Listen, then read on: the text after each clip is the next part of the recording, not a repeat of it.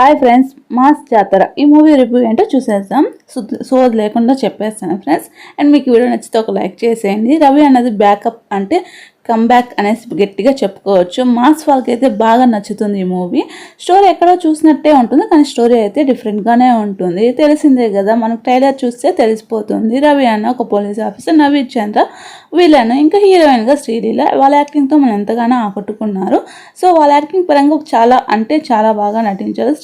శ్రీలీల మాత్రం కొద్దిగా ఎప్పుడు రొటీన్గానే అనిపించింది. నవీన్ చంద్ర ఎన్ని రోజులు హీరోగా చేసి ఇప్పుడు విలన్గా చేస్తుంటే కొత్తగానే అనిపించింది. ఇంకా రవి అన్న కంబ్యాక్ అయితే ఇచ్చినాడు ఈ మూవీతో అనుకోవచ్చు. మాస్ ఆడియన్స్కి అయితే ఇది నచ్చుతుంది. అంటే మనం మాస్లో చూసి రవి అన్నని మనకి కొద్దిగా డిసప్పాయింట్ అయ్యే అవకాశం ఉంటుంది. కాకపోతే వన్ టైం వాచబుల్ మూవీ అయితే చాలా బాగుంటుంది. ఇంకా సాంగ్ విషయానికి వస్తే ఓకే అని చెప్పుకోవచ్చు. ఇంకా రవి అన్న యాక్షన్తో కంబ్యాక్ ఇచ్చాడు.